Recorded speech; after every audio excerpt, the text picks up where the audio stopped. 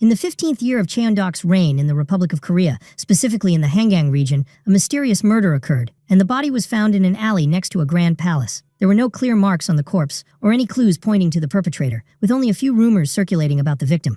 It was known that the potential suspects in the area were three infamous detectives, renowned for their cruelty and nicknamed the Three Dogs, due to their notorious reputation. One of them was called Iron Heart, famous for his strength and persistence. At that time, the murder case had been solved, and the detective who cracked the case gained increased fame, along with a boost in his spiritual energy due to his good deeds. The young man felt exhausted after spending a long time playing an investigation game he was deeply passionate about, to the point that he began to suspect he had overindulged in playing it. The game's concept revolved around a young detective who tracks down crimes and draws conclusions from scarce information. It stood out uniquely among modern games, but the detective realized he had taken his involvement too far. But the young man had crossed the line, to the extent that he could identify culprits just by seeing their fingers. Despite the enjoyment, he felt saddened knowing that a game of such quality would likely never be made again. As he reflected on the matter, he felt puzzled and slightly disappointed by the idea that a game of this caliber might never be found again. He asked himself as he walked whether there was another game currently worth his attention. At that moment, an angry voice called out to him, causing him to turn around in surprise at the strangeness of the situation.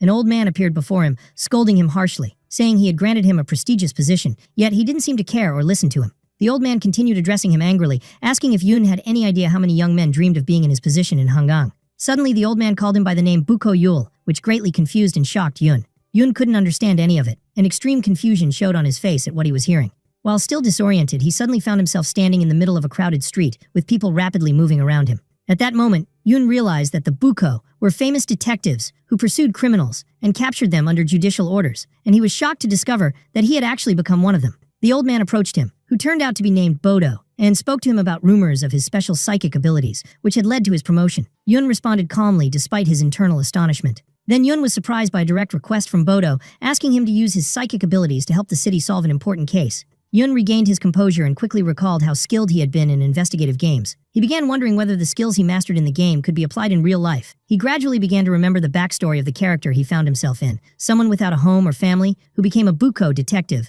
after solving several minor cases. This was his first mission after his promotion, and Yoon realized that Bodo was his superior in this place, holding the title Bodo-sok, which resembled the role of a modern-day detective. Yoon hesitated and felt anxious, because he understood that failure would mean becoming poor and homeless. He decided to focus and listen carefully to what Bodo had to say. In a moment of concentration, Yoon began recalling a previous case called the missing candelabrum case.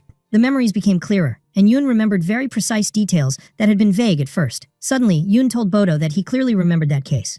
Yoon explained to Bodo how he had solved the case of the missing candelabrum and began recounting the details with confidence and clarity. Yoon started explaining the case details, highlighting that the key to solving it lay in closely examining parts of a lamp used during the incident. He spoke about the traditional lamp method, where it is filled with both oil and water, with the water preserving the oil from being consumed too quickly. Yoon added that the owner of the missing candelabrum, Mababa, was in the habit of working at night beside the lamp while preparing tea leaves, which made the lamp's light extremely important. Yoon explained to Bodo that the criminal had previously tampered with the lamp by removing the water and reducing the amount of oil, causing it to go out quickly and allowing the theft of the candelabrum to occur easily. Yoon concluded his explanation by affirming his suspicion that the culprit was the servant responsible for preparing the lamp in the morning, which greatly impressed Bodo and earned Yoon high praise for his exceptional investigative skills. Yoon continued his conversation with Bodo, who asked in surprise whether Yoon's mysterious psychic abilities were rooted in Buddhist magic or if they were a natural gift he was born with. At that moment, Yoon felt at ease. He remembered solving a similar case in the past while playing his game, yet he was still amazed that the game's skills were proving useful in the real world in such a way. Then Bodo firmly stated that he trusted Yoon and declared that the time had come to solve their first official case, which made Yoon feel a mix of excitement and nervousness. Bodo explained that the case involved a man who was the master of a palace and had been killed by stabbing. The details of the case were clear. The corpse of a man had been found lying near a pavilion inside the palace, and the only wounds were stab marks on his back, with no other injuries. Strangely, the palace appeared unusually quiet. Bodo and Yoon arrived at the palace gates, and Bodo told Yoon they were in the right place to investigate the murder of the palace master. Bodo shouted loudly, announcing his arrival to take over the case and demanded the gate be opened immediately. However, after waiting, it became obvious that the palace residents were unwilling to open the gate, which made Yoon uneasy. When the gate finally opened, an arrogant man named Bodo Sa appeared, mocking Bodo for his delay and inability to solve the case quickly. Bodo Sa rudely explained the reason for his interference in the case, claiming that he had come at the judge's request, which greatly angered Bodo. Bodo exploded in rage and ordered Bodo Sa to leave immediately, accusing him of misusing the judge's name. Yoon noticed that Bodo Sa was highly skilled in martial arts, which both impressed and alerted him at the same time. Bodo-sa boldly challenged Bodo, stating that he had already gathered some special guests to witness how he would solve the case. While Bodo was enraged, Yun sensed that Bodo-sa might have intentionally stirred up the situation to distract and disrupt their investigation, and he calmly wondered whether Bodo was confident in his ability to solve the case. Bodo-sa began presenting his analysis of the case in front of everyone, explaining that the killer must possess advanced combat skills, based on the footprints and precise wounds found at the scene. He added that the killer had used his superior martial techniques to swiftly eliminate the palace master and then easily leapt over the wall to escape. But Yun was unconvinced by this story and questioned whether the analysis really made logical sense. Bodo-sa announced that the main suspects in the case were three well-known figures in the Murim world. The first was Byung-il-won, known as the Iron Heart Sword. The second suspect was Jong-il, one of the three red-faced ghost warriors, infamous for his terrifying skills. The third suspect was Dambong-ho, a mysterious fighter feared by many in the region. This raised the question from Bodo as to how Bodo-sa had managed to gather such dangerous individuals so easily. Bodo-sa continued and said he had gathered them all here because he was certain the killer was among them, specifically pointing to Jong-il as the prime suspect. This accusation angered Jong-il, who defended himself strongly, asserting his innocence and claiming he was elsewhere at the time of the murder. Bodo stepped in to defend Jong-il, stating that he clearly wasn't the killer, and wondering how someone from Jong-il's kind could even work for the true perpetrator. Bodo-sa quickly clarified that he also ruled out Byung-il-won as a suspect, as his reputation and martial status would not allow him to commit such a crime. At that moment, all eyes turned to Dambong-ho, who felt enraged and provoked by the accusatory glances and implicit suspicions, and he burst out angrily rejecting the implied accusation. Dambong-ho explicitly asked whether they were truly accusing him, which heightened the tension in the air. At this point, Bodo realized that Bodo-sa had deliberately created the situation to provoke Dambong-ho into an emotional or violent reaction that would either prove his innocence or confirm his guilt. But Dambong-ho remained calm and confident, radiating immense spiritual power, and firmly declared that he doubted the validity of Bodo-sa's claims. The other investigators around him felt the rising tension, and each was ready to use their strength to defend themselves if necessary. Those nearby clearly sensed the worsening situation, and their expressions showed signs of readiness for a battle that could break out at any moment. But Yun raised his hand, confidently declaring that there was no need for this confrontation, because he firmly believed that Dambong-ho was not the real killer. Bodo-sa exploded in anger, harshly scolding Yun for his boldness and reckless interference in such a dangerous situation. Even Bodo himself was surprised and concerned by Yun's uncalculated boldness, wondering silently what was going through Yun's mind to make such a hasty conclusion.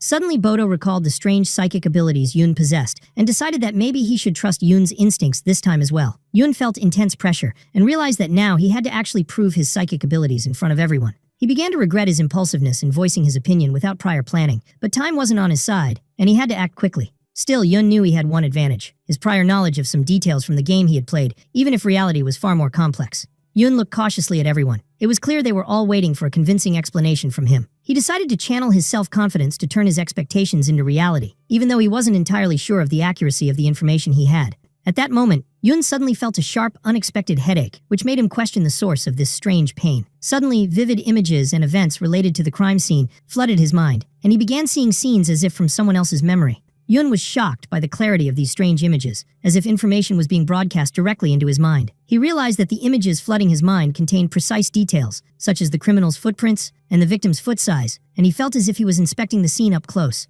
Yun was amazed by this detailed information, unsure where it was coming from. Bodo-sa interrupted angrily, sarcastically threatening to tear out Yun's tongue if he remained silent without offering a clear explanation.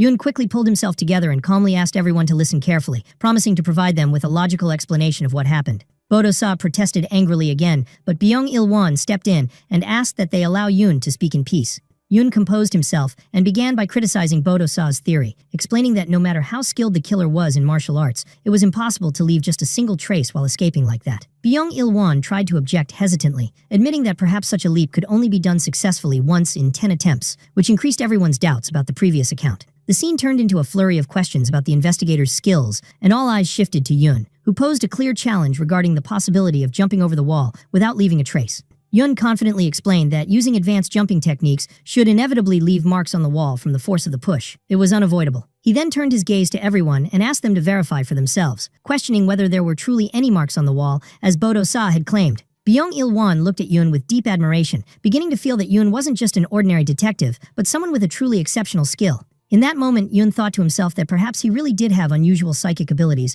that granted him such clarity of vision. The crowd cried out in shock that they found no trace on the wall to support Bodo-sa's version of events, causing chaos and astonishment among them. Doubt and confusion grew in the place, as no one could comprehend how Yun had noticed such a subtle detail despite just arriving at the scene. Byung-il-won stepped in once more, calling for calm and urging everyone to keep listening to Yun. Perhaps he truly had a logical explanation for what really happened. In the end, Byung-il-won asked Yun a direct question. If the killer hadn't entered through the wall, as Bodo-sa claimed, then how did he enter the pavilion? Yun sighed in relief when he noticed that everyone had started to believe his analysis, so he continued his explanation with greater confidence, announcing that he would present more evidence. He pointed to the footprints near the crime scene, explaining that the size didn't match the victim's feet. In fact, they were significantly wider and longer. Yun confirmed that the footprints belonged to another man, taller and heavier than the victim, which meant someone else had been there, and they needed to identify him. The attendees wondered what the footprints could mean, and suspicion began to grow that someone had entered the palace again after the Lord's death. Yun explained that the killer had to be someone close to the late Lord, someone with the power, opportunity, and motive to benefit from his death. With full confidence, Yun declared that this person was none other than the palace's head servant. Everyone was shocked when Yun directly pointed to the head servant, who showed visible signs of shock and anxiety. Yun explained that this man had worked in the palace for a long time and had grown resentful of the Lord's treatment. Perhaps he had been planning the crime for a long while. He knew that killing the Lord would bring harsh punishment, so he waited for the right moment to execute his plan without raising suspicion, choosing the time when the Lord was alone in the pavilion. Yun imagined how the servant had snuck in during the dark of night and, with complete silence, approached the Lord with a knife, using his solitude to deliver a fatal stab. The scene was vividly painted in the minds of the listeners, who imagined the moment of the murder in detail based on Yun's narration. After finishing his explanation, the head servant clung to his last shred of hope, shouting that it was all nonsense and couldn't be proven by footprints alone. But Yun responded that it would be easy to confirm, since the footprint would match only one person's foot, the head servant's. That was undeniable. Yun escalated things further, asking the head servant in front of everyone about a strange event on the day of the Lord's death, when the servant personally prepared the tea, which was unusual. Yun presented additional evidence that the Lord usually took the tea himself, and that the servant had on that day slipped a sedative into the cup before serving it. Because the substance was placed in the cup, the remaining water wasn't affected, which explained why no trace of poison was found when the leftover tea was examined. In a moment of anger and despair, the head servant snapped and attacked Yun, screaming and calling him insolent for exposing him in front of everyone. But Yun stood his ground, pointing out that even though the Lord was defenseless, the clean method of the kill showed that the murderer was skilled in martial arts. At that moment, Yun felt the same sudden headache return, which disoriented him as he tried to defend himself. The head servant seized the opportunity, drew a dagger swiftly, and lunged at Yun with murderous intent, shocking everyone. Yun couldn't dodge the attack in time and realized his reaction was far too slow. In a critical instant, Dambong-ho appeared and intervened with incredible speed, saving Yun from the fatal strike. A sharp cry rang out in the room as Dambong-ho blocked the blow instead of Yun, to the utter astonishment of everyone present. Dambong-ho turned his head calmly, blood dripping from the servant's arm, and told Yun that he would never forget this favor he had done for him. Yun responded with an awkward smile, trying to appear confident despite the tense moment, and said he could forget it. Dambong-ho approached Yun and apologized for his earlier behavior, explaining that he had never meant to harm an innocent person. He had only been trying to find the real culprit. As for Jung-il, he muttered sarcastically about those who had doubted him, but deep inside, he admitted he would remember the favor, and offered to help Yun if he ever needed it. One of the other fighters spoke with admiration about Yun's psychic abilities, noting that he had managed to protect an innocent warrior through his intelligence. In the end, Bodo told Yun that the judge had been worried about this investigation, but now that the results confirmed the culprit wasn't one of the fighters, that concern would fade. Amid the calm that gradually returned, Byung-il-won left with the others, while Yun remained in place, thinking about what was yet to come.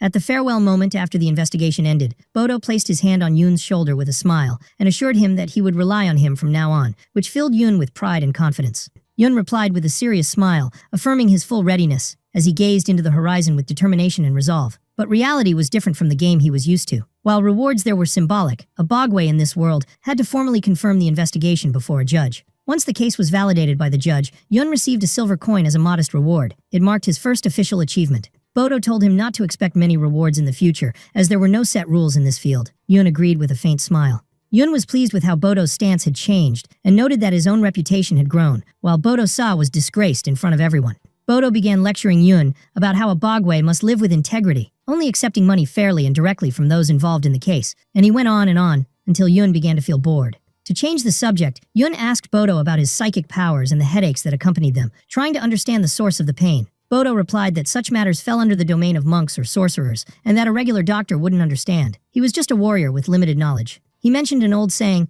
"Talent shortens life," which suddenly made Yun anxious, prompting him to ask whether it was truly dangerous. Bodo seemed hesitant to answer, but eventually admitted that most who possessed psychic abilities had short lives or tragic ends, especially when headaches were involved. Yun began imagining himself surrounded by dark shadows, as if these powers attracted sinister spirits, and he felt a chilling fear about the mysterious fate awaiting him. He wondered to himself whether this was really just a game, as he had initially believed, and wished that his appearance in this world had been simpler than it turned out to be. Bodo offered partial reassurance, saying he would consult some specialized healers, though he couldn't promise anything, which slightly increased Yun's worry. Suddenly Dambong Ho appeared before them, walking confidently. Yun was surprised by his unexpected return. But Dambong Ho calmly said he hadn't come for revenge, but rather to repay a favor, pointing out that neither Yun nor Bodo had accused him. Dambong Ho looked at Yun and asked if he had been experiencing frequent headaches, shocking Yun, who hadn't expected anyone to know such a detail. Dambong Ho took Yun on a quiet walk and told him that he knew the cause of the headaches, which made Yun question how much he really knew. Dam explained that Yun didn't seem aware of the full extent of his abilities, so he decided to explain, and Yun gratefully agreed. He asked Yun if he knew the concept of the Dantian, which made Yun fall silent, unsure of the details.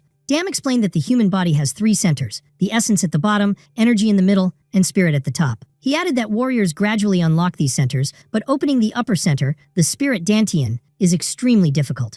And if someone succeeds in opening it, the buildup of mental energy in the brain could lead to madness or a mental breakdown. However, Dam explained that there are rare individuals born with the upper center already open, and they can naturally accumulate spiritual energy. He pointed out that Yun was one of those people. He had been gathering extraordinary spiritual energy without realizing it. Yun asked in astonishment whether he had truly been using this energy all along without knowing, and Dam confirmed that it was likely the case. Yun suddenly realized that solving cases was granting him good karma in the form of spiritual energy accumulating within him, just like in the game. He wondered if this ability came from the upper Dantian, and Dam confirmed that most people with such powers had their origin there, even though Yun didn't have pure spiritual energy. Dam then began explaining the kinds of abilities that can emerge from the upper Dantian, such as mind reading or communicating with spirits. He concluded by saying that Yun's spiritual eye allowed him to see what others could not, an ability so powerful it could have killed him if overused. Yun asked Dambong Ho to explain more about the abilities he had mentioned, wanting to know whether they were the reasons that would lead to his early death. Dam began explaining the ability to read minds, stating that it was one of the 6 known spiritual powers and often appeared among monks or people of high awareness. However, Dam clarified that even the most skilled users of this ability couldn't see everything precisely, only fragments of intentions or lies. It wasn't the absolute power many imagined. Yun asked about the difference between the ability to talk to spirits and the spiritual eye. Dam replied that the spiritual eye, also called the Eye of Insight, was a rare power that enabled its possessor to see the truth. Dam added that this eye could reveal hidden matters, but to this day, no one truly knows how it works, or what its limits are. It is surrounded by mystery. Yun began connecting the dots and said that his closest ability seemed to be the spiritual eye, because when he focused on something, he could see it clearly, as if penetrating to its essence. Dam told him that very few people in the martial arts world truly understood the upper Dantian or spiritual powers, and advised him to study ancient books to learn more. Yun then asked about that phrase Dam had said earlier, vomiting blood and dying. Dam answered that his body was weak and untrained in martial arts, so if he kept using his spiritual energy, his body would collapse. Yun was shocked and began to imagine himself surrounded by spirits, crying out in anguish at the thought of paying for his ability with his life. He asked Dam if there was a way to survive. Dam replied that if he wanted to stay alive, he would need to learn martial arts and open his lower and middle energy centers.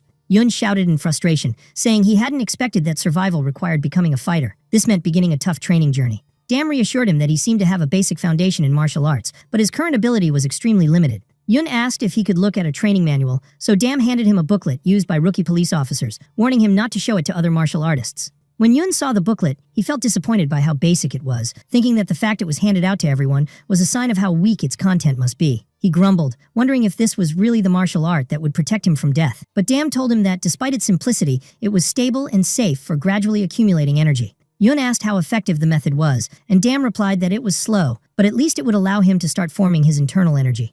Dam agreed to help him train using that method for now, and Yun began to wonder if this martial art would be enough to protect him. Dam answered frankly that the art was harsh, but better than nothing. Yun took the booklet and began to feel the weight of responsibility. Yun attempted the training for the first time. He felt a faint flow of energy inside his body and realized that at least he had taken the first correct step. Dam taught him that the first level in the martial world was to master a single technique, advising him to focus on it and train until he perfected it. Yun asked how long it would take to reach the level of a second-class martial artist. Dam replied it would take a year, then corrected himself, saying the real time was 10 years, assuming Yun had talent to begin with. Dam decided to demonstrate the first move of the Wigok martial art, asking him to focus only on form and style at this stage. Dam showed the move with incredible speed, using powerful spiritual energy that amazed Yun with its speed and precision. Dam explained that full understanding wasn't required right away, just to watch it repeatedly as much as possible until the technique was imprinted in his mind. Yun made a promise to himself this time not to lose focus and to do everything he could to understand. He focused intensely while watching Dam's move, and finally managed to glimpse the path of energy flow through the body. He suddenly cried out that he could see everything clearly, how Dam moved his energy and executed the technique, and he felt a new sensation in his head. Dam was surprised and jokingly asked if anyone actually wanted Yun to copy his techniques. If someone catches you, you might get stabbed in an alley and die, which caused Yun to panic. Dam added that the world of martial arts was harsh, but if Yun mastered the use of his spiritual energy alongside martial arts, the intensity of his episodes and headaches would decrease. Yun stood with focus, trying to draw out his internal energy, as he had seen during Dam Bong Ho's training. It was the first time he attempted to perform the move himself. He raised his hand and took a deep breath, trying to stimulate the energy flow in his body as Dam had done, repeating to himself that he could bring it out. At last, he shouted with determination, "Come out!" trying to force the energy from within outward with all his willpower. But instead of feeling empowered, he began to sense something strange seeping out of his entire body, as if he were being drained from the inside. Yun was startled when Dam suddenly appeared behind him and struck a pressure point, causing him to collapse to the ground, completely immobilized. He hit the ground, groaning in pain as blood began to drip from his nose, while Dam Bong Ho looked on in astonishment at what Yun had done. Dam told him he had used energy from the upper Dantian center, and this type of energy flow could harm the body if not controlled properly, so Dam had to stop him with a pressure point strike. Dam explained that combat energy must be drawn from the lower Dantian, since it is designed for use in martial arts, unlike the dangerous upper energy. Lying on the ground, Yun asked if it was normal to be able to use energy that easily, and Dam replied that it was because his upper center was already open. Dam reassured him that the injury wasn't serious, but warned him not to use his power again until the injury fully healed. While tending to Yun, Dam wondered how much energy Yun had stored in his upper center, because even after the pressure point strike, energy was still leaking out unnaturally. He noticed that Yun's hand was still trembling, meaning the energy was still trying to escape, as if his body was naturally built to continuously gather energy. Dam thought to himself that Yun was quite peculiar, but also lucky to have survived an internal explosion this time, and he warned him against being reckless in the future.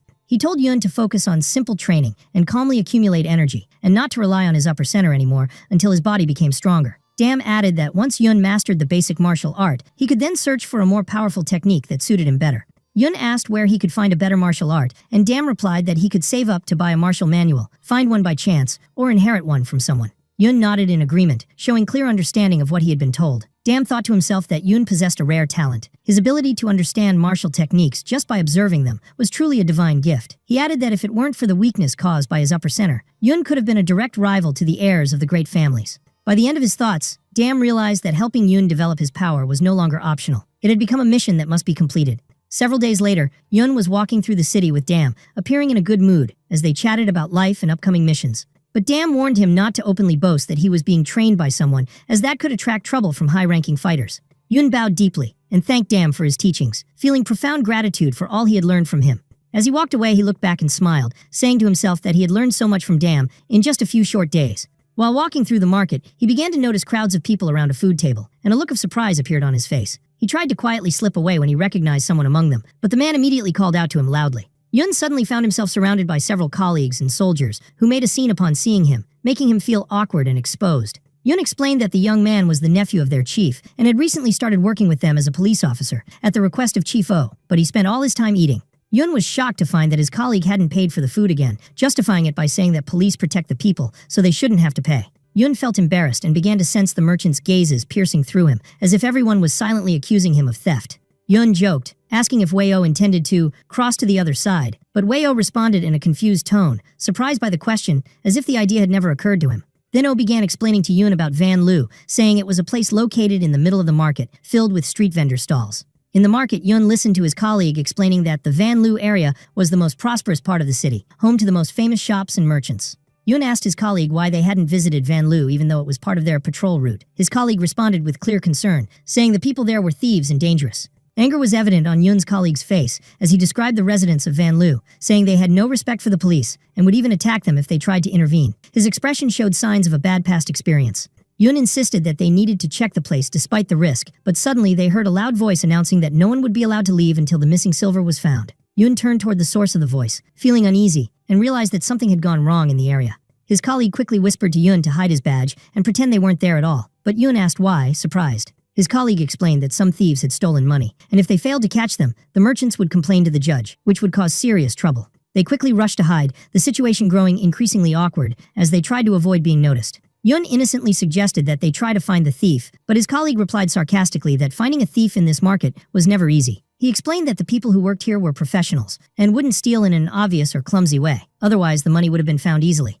Yun and his colleague began to quietly make their way out, but the official on-site noticed them and stopped them, demanding their immediate assistance. Yun's colleague was visibly shocked, displaying signs of frustration, while Yun remained composed, trying to think of what they should do. Yun's colleague tried to avoid the situation with clear hesitation, but Yun told him that they were cornered and had no choice but to handle it. Yun reassured his colleague and asked him not to worry. He said he would personally handle the case, wearing a calm smile that reflected his confidence. Yun stepped forward and asked the official with confidence for details about what had happened. The man sighed in frustration and said the matter was complicated. The official began explaining that the silver had been stolen from Zhonjiang, a bank where money is stored and lent out. He added that each month the amount of silver is recorded precisely, but this month there was a clear shortage. The staff and guards lined up, and the official was extremely angry, asserting that the thief was among them and had to be uncovered quickly. Yun's colleague was surprised by how cold the storage room was and joked sarcastically that stealing money from here required real courage because of the freezing temperatures. Yun quickly explained that the cold was due to a special security system called a formation, which prevents intruders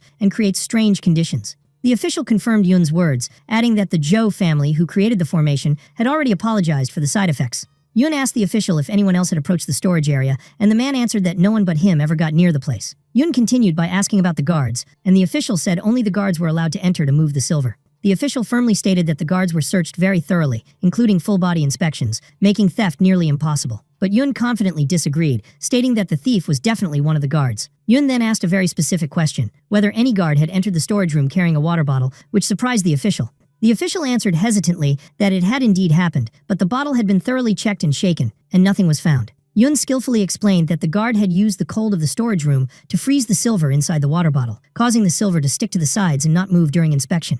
The official was shocked by Yun's clever deduction and immediately ordered his soldiers to head out and search the home of the suspected guard. The official thanked Yun sincerely and expressed his amazement at how quickly he had solved the mystery. Yun humbly replied that he had simply used his spiritual ability. This caught the official's interest, and he immediately asked Yun to use that spiritual power to deal with the intense cold in the storage room, which was causing many problems. Yun laughed and said he wasn't a sorcerer or a monk to be able to fix such things, but the official gently insisted that he give it a try. Yun felt obligated to try, so he agreed with a bright smile, despite his inner hesitation. He began focusing deeply in order to control his spiritual eye and direct it toward the problem.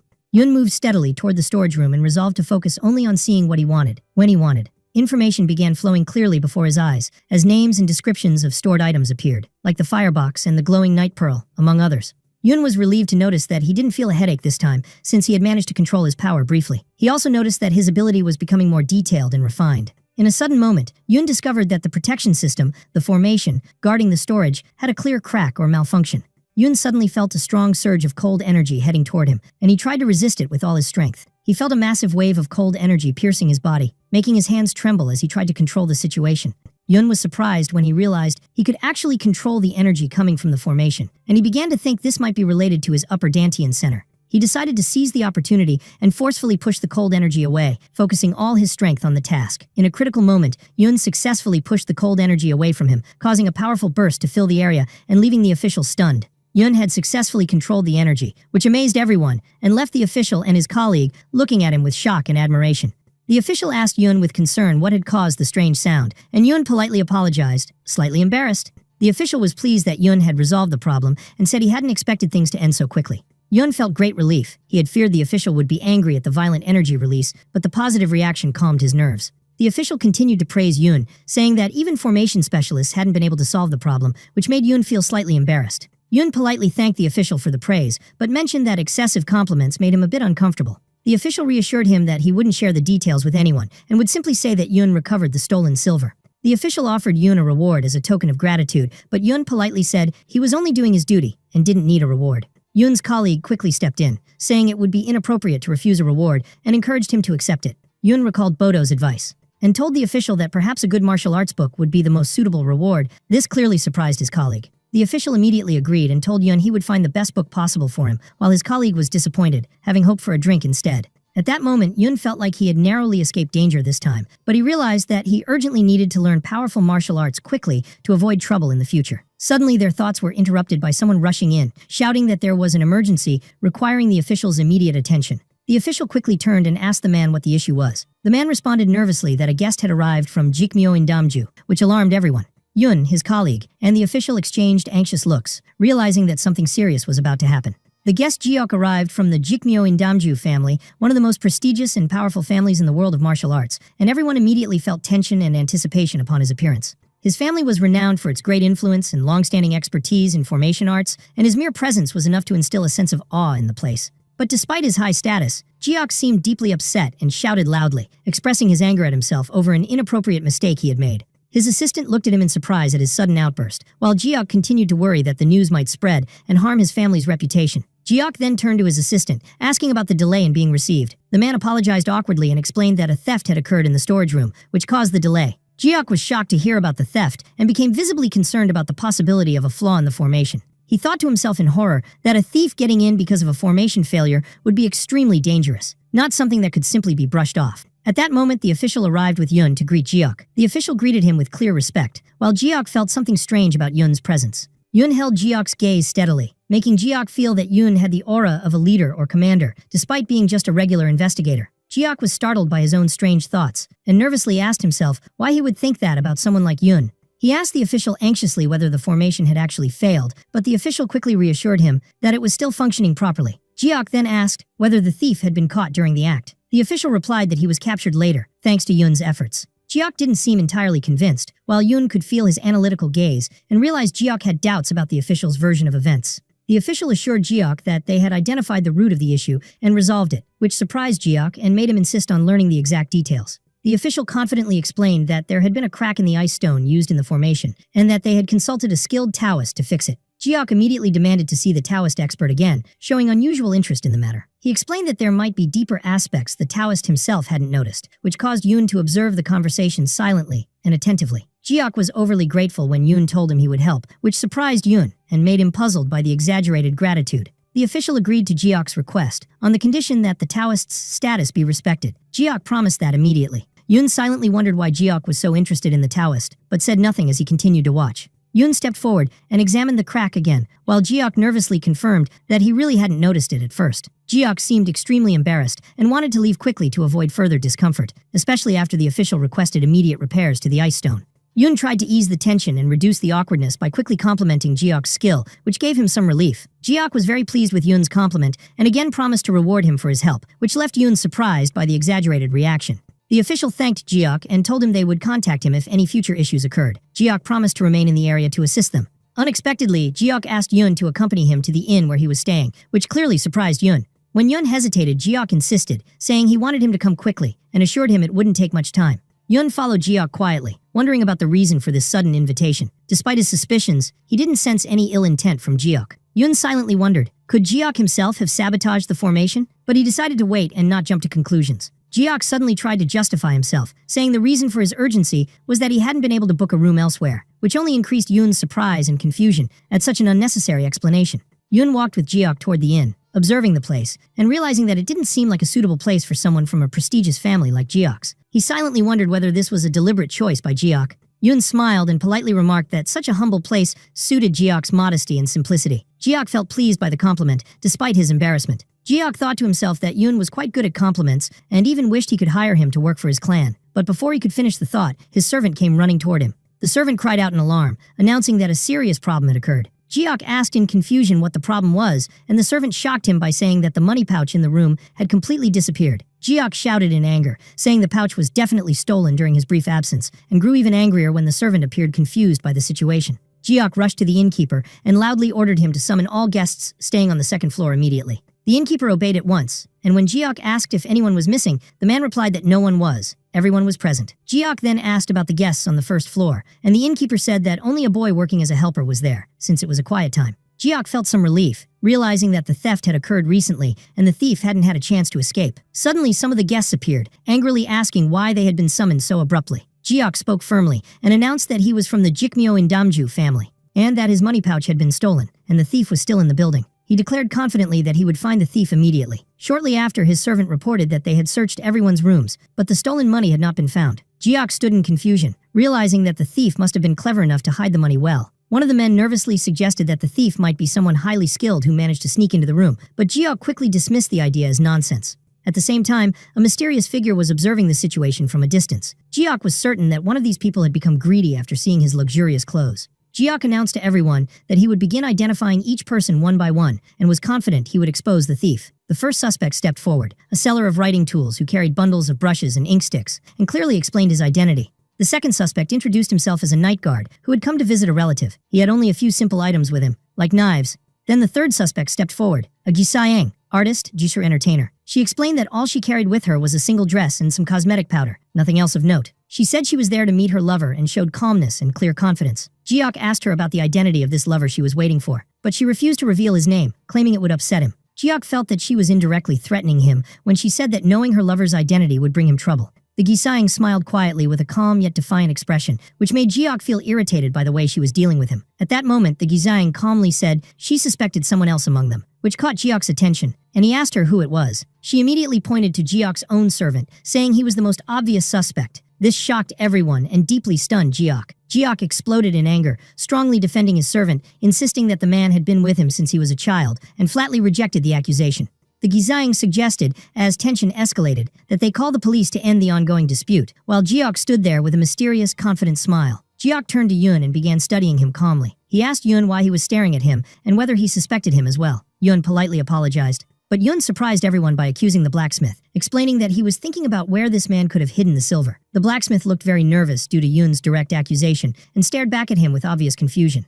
Yun pointed to the blacksmith's hands, noting that if he were truly a blacksmith, his fingers would be covered in metal residue, but his hands were clean, proving he was lying about his identity. Jiok was deeply surprised by Yun's keen observation and wondered to himself why he hadn't noticed that earlier. He was impressed by what he saw and began wondering if what Commander Gong had said about Yun was true, and not just exaggeration or lies. As Yun stood confidently, everyone wondered if this young Bogwei was really capable of identifying the thief with such precision. Suddenly, Yun remembered that the night guard had earlier been helped by the servant, Jim Sui, which startled him. Yun explained that Jim Sui had seen the servant leave the room and might have secretly collaborated with the night guard in the theft. He cleverly added that the thieves may have thrown the stolen money out the window to be picked up from outside, suggesting this wasn't their first time working together. Yun visualized the entire situation, imagining how the plan had unfolded between the guard and the servant, confidently confirming his suspicions. He approached the servant, who looked speechless, and firmly asked him whether his theory was correct. The servant couldn't deny the truth. In a moment of desperation, the servant tried to run, but Jiok immediately stopped him, pointing his sword at him and warning him not to move. Suddenly, the night guard exploded in fury and began shouting threats at Yun, shocking everyone with the strength he displayed.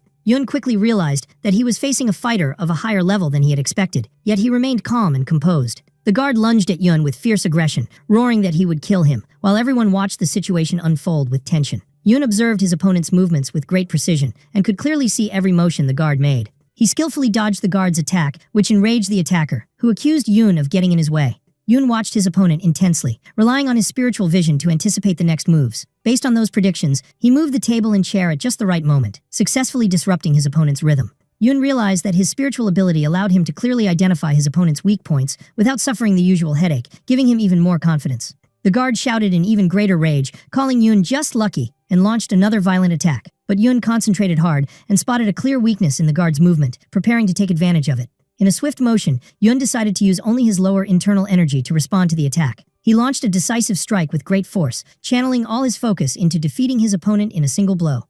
The guard staggered back in severe pain, and the signs of victory appeared on Yun's face, who felt joy at the success of his plan. Yun stood victorious, staring at his defeated opponent, clearly and confidently declaring his success. Jiok approached Yun in visible amazement and asked him what kind of martial art he practiced, noting that he had never seen anything like it before. Meanwhile, the servant who had helped with the theft sincerely apologized to Jiok, deeply ashamed of his actions. Jiok spoke to Yun calmly, saying that Jim Sui had been so clever it made uncovering the truth difficult, but the important thing was that the money had been recovered.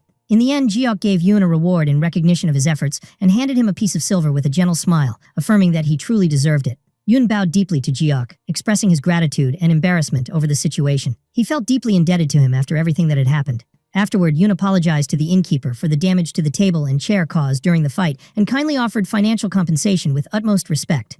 The innkeeper initially refused to accept the money, but Yun firmly insisted, saying he needed to make up for the losses since the customers had left due to the commotion. When Jiok saw what was happening, he asked in surprise what Yun was doing. Yun simply replied that he was distributing part of the recovered money as compensation for the damage. Jiok chuckled quietly and told the innkeeper to return the money to Yun, stating that he would personally cover the compensation. He added that he had never met a Bogwei like Yun before. At that moment, someone calmly asked Jiok if there was a person named Kyo, which piqued Yun's curiosity and left him slightly confused. Suddenly, a man appeared in the center of the inn, standing with great confidence, and immediately drawing everyone's attention due to his strong presence. Jiok was shocked and loudly exclaimed, "Bing Hyung!" Yun quickly realized that this was an important and well-known figure. The man turned out to be Bing Jo-sung, the head of the renowned Bing family in central Hebei province, known for his immense strength and high status. Bing Jo-sung walked toward them confidently and asked what had happened at the inn, surprised by the chaos he found. Jiok tried to explain the situation briefly, saying that the blacksmith and the servant had conspired to steal the money pouch. Bing Jo listened calmly.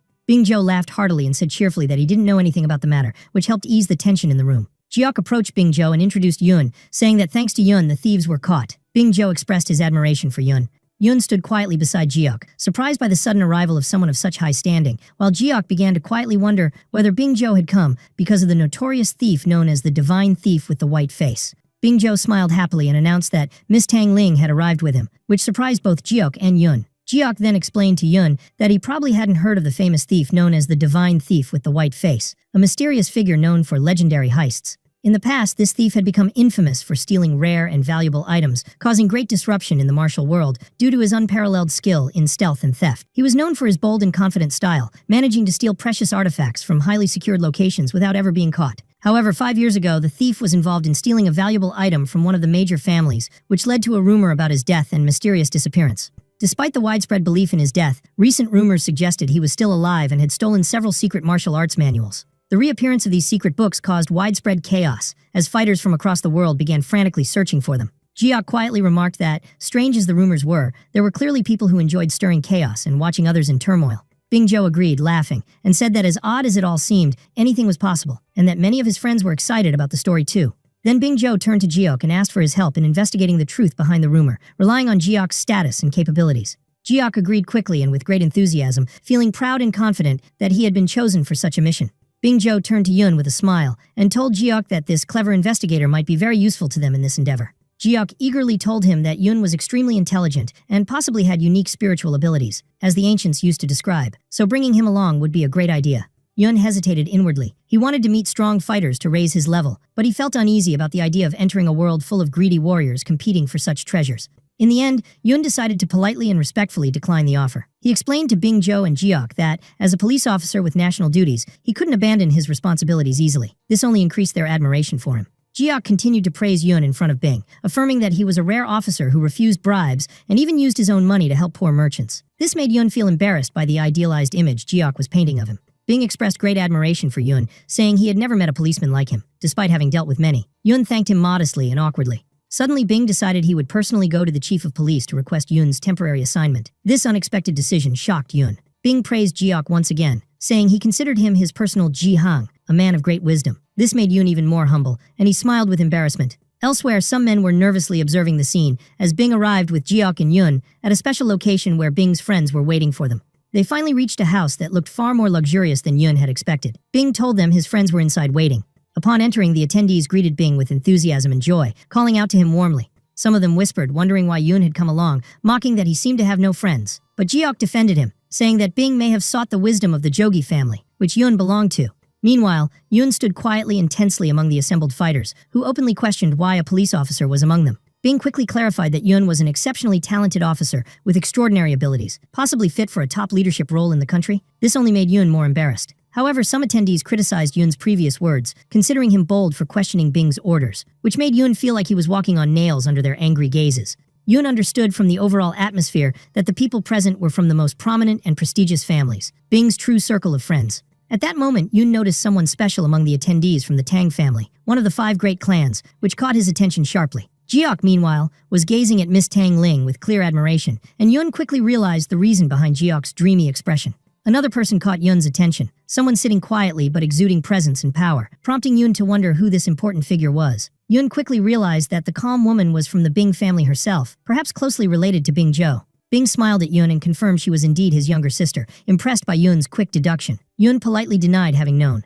Bing then explained to the group why he had brought Yun. He was a remarkable officer capable of solving mysteries and handling difficult cases. One of the guests admitted in surprise that he had heard Yun possess supernatural spiritual abilities, which drew even more attention to him. Bing's sister began speaking softly, saying that in the past she had experienced a very strange incident and was curious to see if Yun could uncover what had happened. Yun listened carefully to her story, then quickly spoke up, demonstrating his understanding of the event. He referred to the couple who ran a fabric shop and suffered a tragedy while visiting relatives. Suddenly, he asked her whether the husband had actually killed his wife. Bing's sister was deeply shocked by Yun's words, wondering to herself how he knew so quickly and how he could reveal such a detail without hearing the full story. At that moment, Yun smiled confidently to himself, realizing that the guests were starting to genuinely believe he had spiritual abilities, though he was really just relying on sharp observation and analysis. Yun thought that in situations like this, it was better to impress the crowd with quick deductions, so they would believe he had extraordinary powers. He continued reasoning to himself that this approach often led people to exaggerate his abilities themselves, and sometimes, suspects would even confess out of fear of being exposed.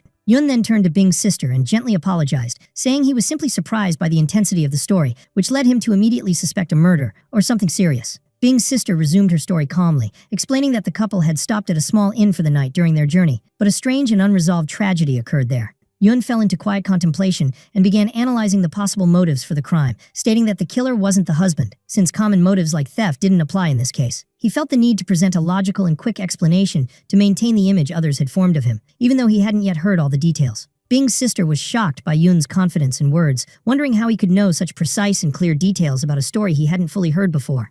Yun continued speaking, explaining that he initially suspected that one of the couple may have killed someone and tried to hide the crime. This surprised her even more, as she hadn't shared any details yet. Yun stood confidently in the center of the room and explained that his deduction came from the fact that the couple was on their way to visit relatives, so the husband might have felt jealousy or anger after a conversation that occurred. Bing's sister was amazed by Yun's speed and accuracy in deduction. She asked him how he knew that. Yun kindly replied that it was simple. Someone like her, from a noble family like the Bings, must have a good reason to ask about the case. Bing's sister smiled humbly and admitted that despite her family's status, she lacked wisdom in such matters. Then she asked for his opinion on what should be done with the husband. She explained that the local judicial officer wasn't competent, and the case was closed quickly without even questioning the husband, which made Yun pause to think. After a moment of thought, Yun asked who discovered the wife's body first and where it was found. Bing's sister answered that it was the husband, who found her in the nearby forest. Yun sensed something odd, saying that if he had led the investigation, he would have focused on the husband first and interrogated him thoroughly, since he was the one who discovered the body. Bing's sister told her brother he had done well to bring a policeman of such skill, and said she was pleased with Yun's analysis. She then suggested telling him more details.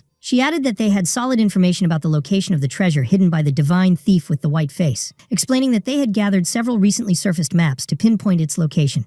As she reviewed the maps, she thought in amazement that Yun was far more skilled than she had expected, perhaps truly a gifted individual. Bing's sister then revealed that the treasure was hidden in a mountain stronghold located in Mount Balgyong, an area controlled by mountain bandits. At that moment, Jiok intervened, saying he doubted the credibility of such rumors, and asked Bing if he truly believed those secret martial books were there. Bing replied that they had nothing to lose by checking for themselves.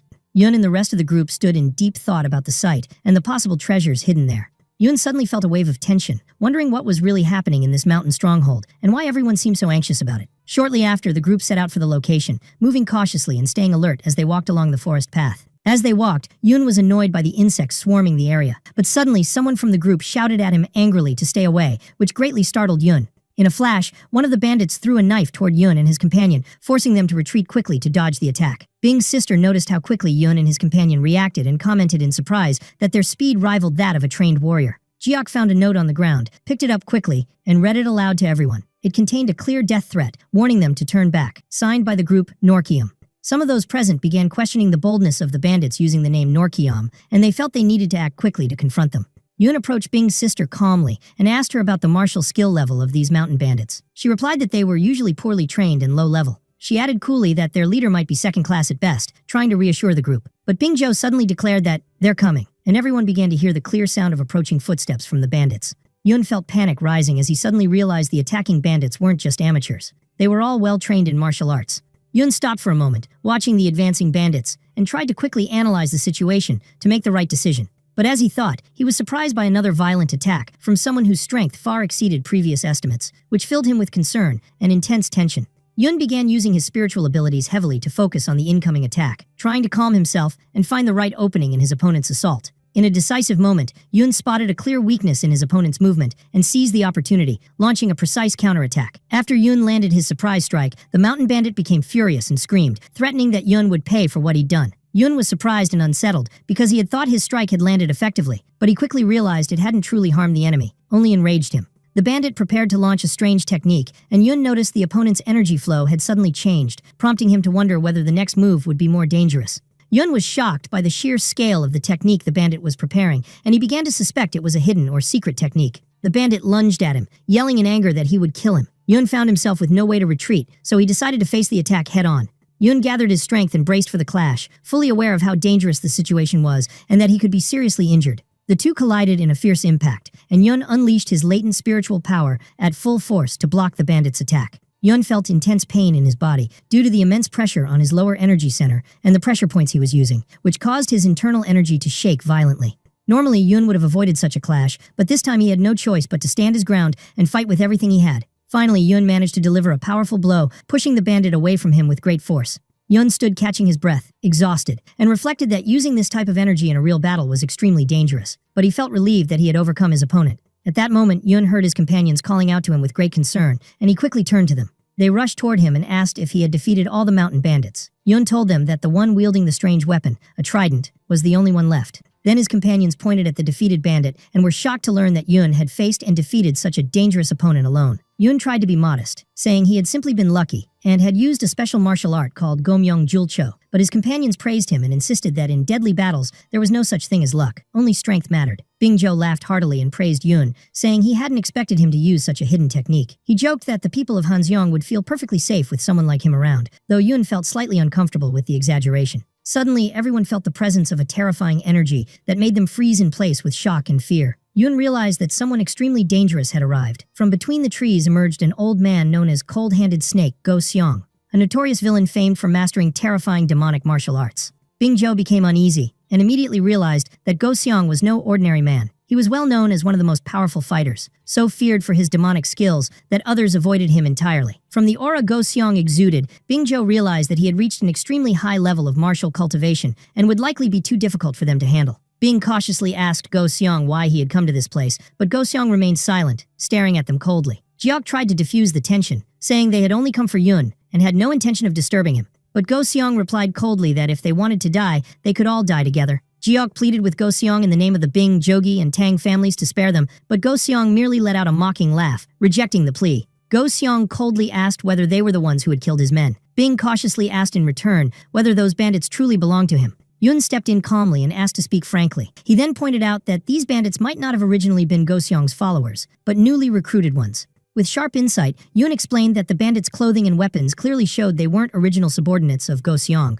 but likely new recruits from his mountain stronghold. Yun continued confidently, saying it was likely Go Seong had given them orders after his recent visit to the stronghold. Go Seong finally acknowledged Yun's explanation, but then turned to Bing and the others with a provocative question, asking why they had brought a police officer with them on this mission, and whether they had been arrested or were involved in something illegal. Go Seong stood silently, mocking himself after realizing he had fallen for Yun's trick. Yun noticed his expression and realized that Go Seong had indeed fallen into the trap. Go Seong said with clear sarcasm that he had never heard of an honest, upright policeman, but he admitted that Yun must truly have spiritual abilities that allowed him to identify the bandits so easily. Go Seong turned to Yun and asked if he knew the reason he was staying in this mountain stronghold. Yun responded with sincere enthusiasm, saying he genuinely wanted to know. Go Seong answered seriously that the reason for his presence in this place was the secret clue left behind by the divine thief with the white face, which caused a wave of shock to appear on everyone's faces. He added with a mocking smile that Yun and his group certainly knew about these rumors, otherwise they wouldn't have come to such a remote location in the first place. Go Seong continued, explaining that he had spared the lives of the mountain bandits so they could serve him, but he grew tired of them when they started acting like members of the Norkium gang, and they ended up dying miserably.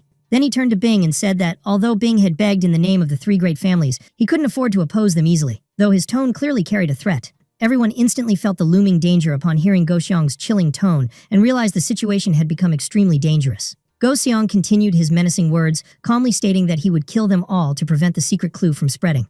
Everyone was deeply shocked and anxiously wondered if Go Seong was serious about his death threat. He answered with chilling calmness that he was indeed seriously considering it. Go Seong explained that if he let them live, they would surely try to seek out the secret clue again, which would pose an even greater threat to him in the future. He added sternly that there was no way he could believe their promises not to search for the clue again. Go Seong then exploded in furious rage, declaring that it was obvious they had started believing in the rumors as soon as they saw him, so he wouldn't let them leave easily. Then he announced that they now had no choice but to find the secret clue, and promised that if they did, he would let them live. Go Seong then approached the young man from the Jogi family and told him that the only reason he hadn't killed him yet was because of his intelligence, causing the young man great anxiety. The young man from the Jogi family asked in confusion how they were supposed to find the clue with only one map, and asked Go Seong if he had any other evidence. Go Seong replied coldly that he only had this one map. The young man felt a wave of frustration and said anxiously that they desperately needed more clues, when suddenly Yun interrupted and said he had already found the clue. Everyone was stunned by Yun's declaration and asked him in disbelief if he was really serious.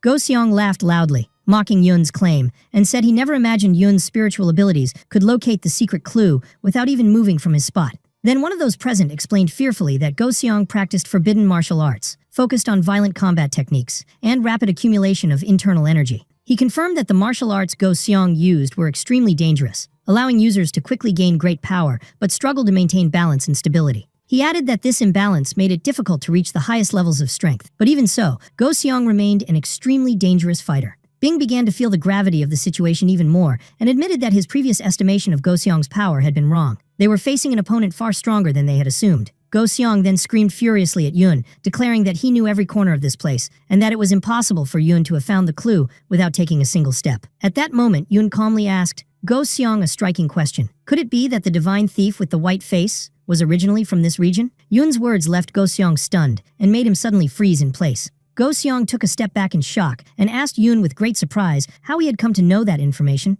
Yun calmly and intelligently explained that Go Seong's long stay in this area and his intense interest in it clearly indicated he believed the divine thief was a local. Go Seong finally admitted that Yun was right and in a low voice said he remembered the thief's words, that he had hidden everything he stole in his hometown. Go Seong clearly recalled that meeting with the thief, who had said he wasn't referring to gold or other treasures, but to the secret clue itself. At that moment, Go Seong realized that the clue was the only thing worth risking all this trouble for. Go Seong continued speaking, mocking how even ordinary people had managed to deceive him. Then the thief confidently stated that he indeed possessed the famous Brahmanite manuscript. Go Seong was deeply shocked and asked in clear astonishment how he had managed to obtain such an extremely rare scroll. He explained that Brahmanite martial arts were rare techniques practiced by Tibetan monks, known for their unique ability to purify internal energy. Go Seong privately admitted with great concern that this manuscript could be crucial to his own secret martial arts, especially given his need to stabilize his unstable internal energy. The divine thief boldly claimed that he had stolen the manuscript from the secret Shaolin library and that the monks never even noticed it was missing. He then offered to sell the manuscript to Go Seong for an enormous sum.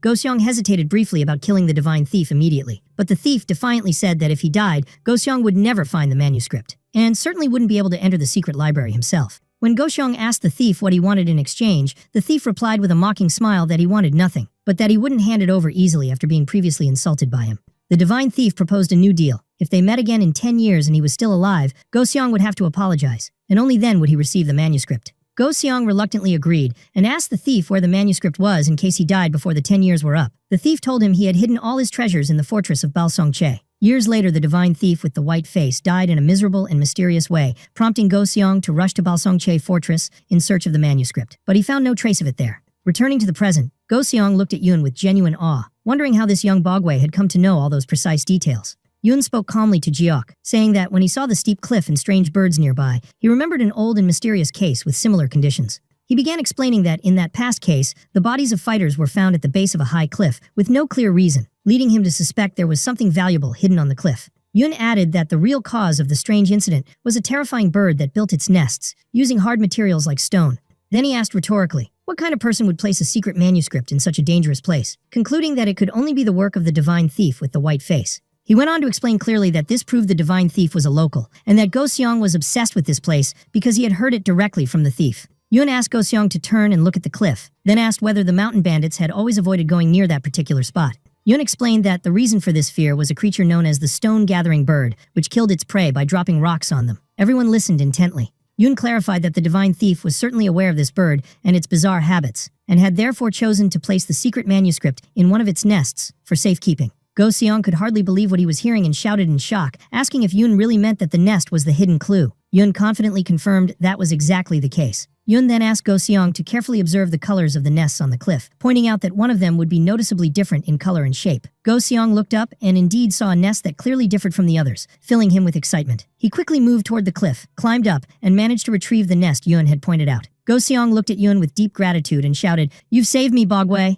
Yun responded with modesty, saying he didn't deserve such praise. One of the companions expressed concern that Go Seong might betray them, but Yun calmly replied with confidence that he wouldn't, because his spiritual eye had shown him the sincerity in Go Seong's intentions. Yun continued silently to himself, thinking that Go Seong wouldn't risk angering the Shaolin clan or the rest of the 5 great families just to kill them. Go Seong then handed Yun a gift, a strong whip he had used earlier to pull down the nest, saying it was a small reward for him. He explained that the whip was made from ultra-durable fibers and soaked in a powerful poison, advising Yun to use it only if he truly needed to save his life. Then Go Seong left a closed book on the ground, saying he had already secured the real secret manuscript and no longer needed this fake version. And in an instant, Go Seong vanished at incredible speed, leaving everyone standing in shock at his sudden disappearance. Yun's companions continued to wonder why he had refused both the whip and the martial arts book, despite how useful they were, especially since they didn't belong to traditional martial arts schools. But Yun calmly explained that the book Go Seong took from the nest was most likely just a fake copy, which surprised everyone.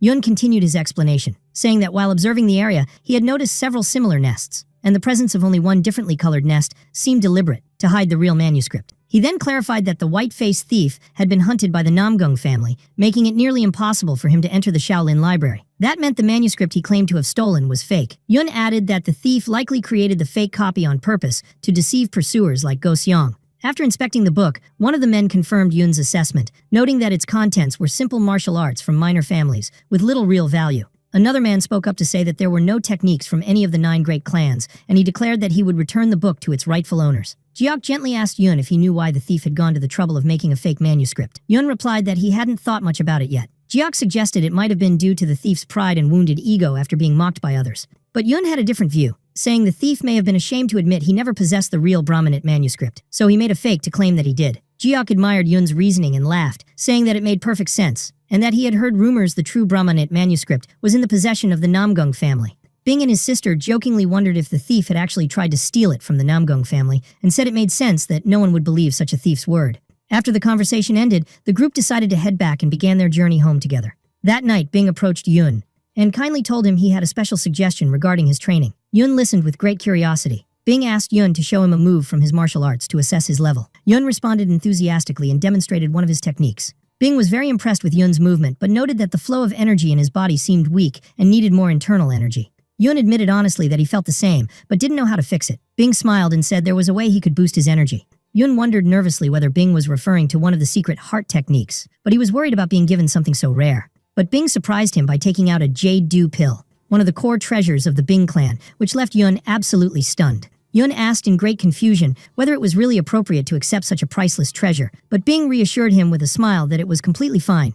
Bing explained that the pill was crafted using his family's secret technique and would grant the user internal energy equivalent to 10 years of training. He assured Yun there was no issue in taking it despite the secrecy of its creation, as he had obtained it legally and it was meant as a reward. Yun hesitated for a moment, but in the end, he decided to trust Bing and quickly swallowed the pill, immediately feeling a massive surge of energy flowing through his body. Yun felt the energy circulate smoothly through his body, filling all his channels and pressure points without causing pain or damage. According to what Yun knew, consuming such a pill equaled 10 years of intense training, but only if the energy was properly absorbed. However, he also knew that fully absorbing the energy wasn't easy, and required a high-level heart technique to store the energy effectively. But even though Yun used only a modest-level heart technique, he amazed everyone by absorbing the massive energy directly and effortlessly, which left all those present in awe. Bing was astonished when he noticed how easily Yun absorbed the massive energy from the Jade Dew pill. He wondered to himself whether it was because Yun's upper Dantian center was already open. Yun smiled gratefully at Bing and thanked him warmly, noting that he felt exhausted but completely refreshed,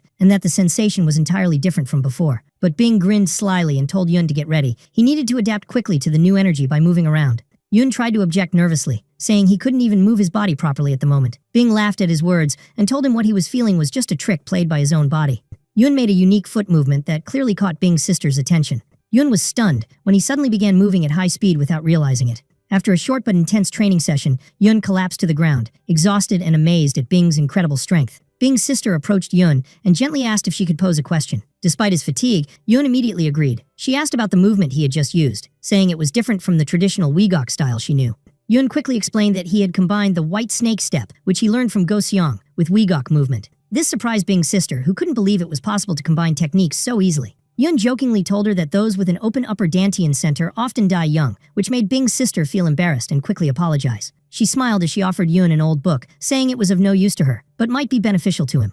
Yun was shocked to learn that the book came from the Taoist path, and that Bing's sister had received it from a master of Wudang. She explained that the book wasn't about martial arts, but rather an external art from a sect known as Balwu Mun, which had found its way to Wudang under special circumstances. Yun hesitated to accept it, worried that it might be too important, but Bing's sister reassured him that she had received it as a reward for helping someone in the past, so it was fine to pass it on. She admitted to Yun that she had tried to learn the technique in the book, but had failed, so she felt it was better to give it to someone like him who might be able to use it. She smiled and advised him to study the art well, clarifying that it wasn't dangerous, more like a spiritual summoning technique. Yun nervously asked if it involved summoning ghosts, but Bing's sister laughed and explained that it drew slightly on the energy of immortals, not spirits.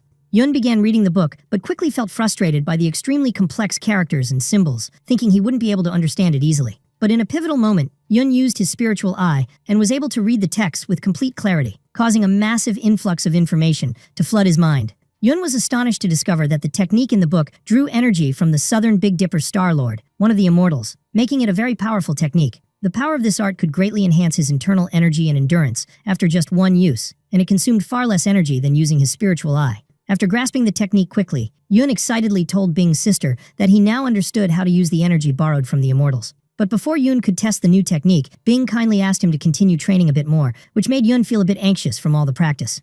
The next day, Yun returned to the city looking completely exhausted. His coworker asked if he was all right. Yun quietly replied that he was fine, and thanked his colleague for covering his duties while he was away. The colleague kindly responded that there was no need to thank him, as he expected Yun to become someone important in the future. Despite this, Yun remained humble, and said he was still far from his goal, and that his path was still long. But deep down, he smiled and affirmed that he aspired to become a high-ranking official, a judge capable of gathering fighters and founding specialized training academies. It was an ambition that seemed a bit strange at the time. Yun continued his conversation with his colleague, Bogwei-Oh, who explained that there was a good opportunity for him to become a Bodo, chief investigator, especially since the others in the group were inexperienced and not impressive enough to gain the judge's favor. From the judge's perspective, having a smart Bodo like Yun would be ideal. Yun seriously considered his colleague's words and wondered to himself whether he could really become a Bodo if he kept up his current performance. But his colleague warned him that the other Bogwei might feel threatened and try to get rid of him if he rose through the ranks. Yun replied sarcastically, asking if he was supposed to take care of another Bogwei this time as well. His colleague panicked and said that was insane and unacceptable, while Yun thought he was being dramatic and overreacting. Then Yun seriously considered bribing the judge, but remembered that he had no money. So he decided the only way to achieve what he wanted was to prove his ability and competence genuinely. Suddenly, a female voice called out to Yun from behind, addressing him as Dayup, which startled him, and he turned to see who it was. A beautiful and mysterious woman appeared and said with a soft smile that she hadn't expected to run into him here. Yun tried to remember who she was, and asked himself in confusion who this woman could be. After a quick moment of thought, Yun remembered that she was the same Gisang he had met earlier, but he noticed that her features looked slightly different this time. Yun laughed awkwardly and apologized, saying he hadn't recognized her right away because of a small change in her appearance. This made his colleague, Bogwei-Oh, nervous, and quickly warned him not to say such things. Yun hesitated for a moment, finding it difficult to comment on the appearance of a woman who might be connected to a powerful figure, and realized that her luxurious outfit clearly indicated she was not just an ordinary Gisang.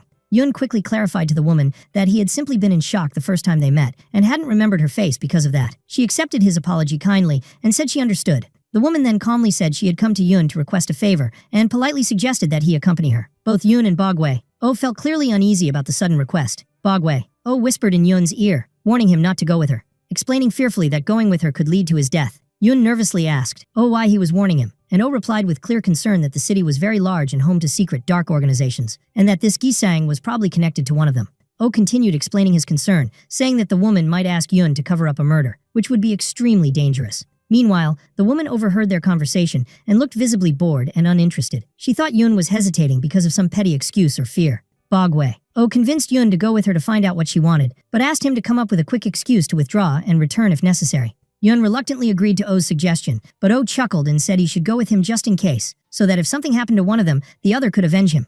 Oh quickly left, and Yun shouted angrily after him for abandoning him. Yun then asked the woman directly and very bluntly whether she really wanted him to cover up a murder. She replied calmly that she wasn't here for anything like that. Yun suddenly felt a strong spiritual energy coming from the woman, which triggered his spiritual eye automatically. He was surprised by how his ability had evolved. Through his spiritual eye, Yun saw that the woman's face was subtly shifting, and that her voice carried a hidden power, which amazed him. Yun cautiously and quietly asked the woman if she was a member of the secret organization Hamon. Hamon was a mysterious group made up of powerful fighters. Its core members were Gisangs and diviners. It was often underestimated because of its outward appearance. The woman smiled calmly and confirmed that she was indeed part of Hamon. She politely introduced herself as Li Jiao, known as the Flourishing Phoenix, and asked Yun how he had discovered her identity. Yun lightly smiled and explained that he had noticed her face-changing technique, Yokyong Sul, which altered facial features using internal energy. Their conversation caught the attention of nearby passers-by, who began whispering rumors about powerful figures from noble families, greatly irritating Yun.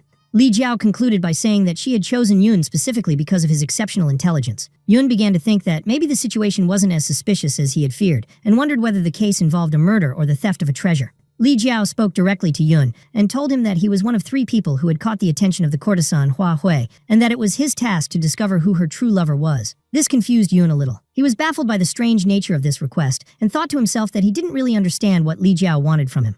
Li Jiao explained the location they were headed to, Chungwol Hall, one of the most famous and luxurious pleasure houses in Hangyang. That entertainment house, frequented by high-ranking officials, was a vital source of income for the Homon clan. Yun sighed internally as he entered, sarcastically noting to himself that just walking into this place could be enough to lose everything he owned. He quickly recalled that he had dealt with similar courtesan-related cases before, and that using his spiritual eye should be enough to determine whether someone was truly in love. Li Jiao led Yun inside and kindly asked him to follow her to the meeting room. Suddenly, Yun was shocked to see the Bing siblings already there, completely stunned by their presence in this particular place. Yun asked the siblings if they knew anyone from the Haman group. The older brother confirmed that he did, and that he had personally recommended Yun.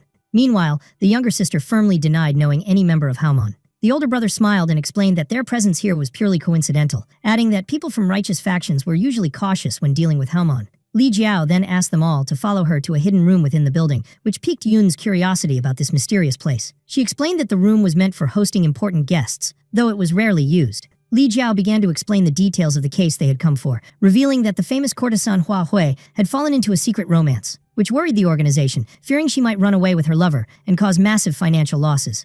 Li Jiao asked Yun if he truly believed Hua Hui might run away. Yun calmly replied that courtesans who hide their love often behave this way. She then presented the 3 suspects, explaining that Hua Hui's behavior changed noticeably only around these individuals. The first suspect was Zhang Yun, the son of a wealthy merchant known for his extravagance and financial wastefulness. The second was Do Zhang, a distant relative of the Tongreyong clan, famous for his good looks and poetic talent, but lacking the money to free a courtesan. The third was Hyok Seong-wol, a deputy commander who held a high official rank, making him the most prestigious among them. Li Jiao asked Yun to observe the 3 suspects personally and determine who was the real lover. The Bing siblings expressed concern, asking if this task was really necessary for Yun, which made him angry, accusing them of being the reason he was caught up in this. Bing admitted that he thought the task would benefit Yun, but his sister objected, saying the matter was lacking in morals. The older brother insisted on helping Yun, warning that refusing a request from the Haman group could bring serious trouble upon them. The siblings protested strongly, saying Yun wasn't the type to separate lovers, but Yun suddenly interrupted, saying Hua Hui wasn't in love at all. Yun calmly explained that the reason for Hua Hui's behavior was her desire to kill the 3 men, not love, as everyone assumed, shocking the Bing siblings. They tried to stop him from jumping to conclusions, but Yun asked them to be quiet and began to explain the situation in detail. Yun started explaining Hua Hui's true motive, revealing that the 3 men had previously killed a courtesan, who had shown kindness to Hua Hui when she was young, driving her to seek revenge. Yun added that Hua Hui's plan was to poison the men with a sedative, then kill them and stage the scene to make it look like they had killed each other out of jealousy. In the end, Yun thought to himself that he had seen similar schemes before, and now he was about to expose everything clearly in front of everyone, as if he had witnessed it all firsthand. Yun continued speaking confidently, saying that the fact all 3 men had become suspects simultaneously suggested that there was something else hidden beneath this strange situation.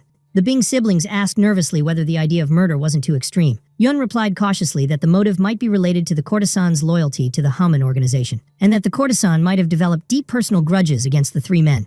Yun further explained that the 3 men apparently frequented pleasure houses together regularly, indicating their closeness, which would make it easier to kill them in a way that seemed natural. Bing was surprised and immediately suggested asking the courtesan directly instead of speculating, which made Yun wonder what exactly she had planned to offer the 3 men. With clear confidence, Bing said it was simple. All they needed to do was make the men wait a bit. But Yun suddenly noticed that Bing was preparing to use martial arts. Yun grew tense and asked Bing if he was seriously planning to use force in this situation. Bing laughed sarcastically and said that if the great hero, referring to Yun, wanted to rely on intelligence alone, he wouldn't interfere, but asked him to listen carefully to what he had to say. The courtesan Hua Hui was summoned. She began crying and openly confessed that she had indeed been planning to take revenge on the 3 men.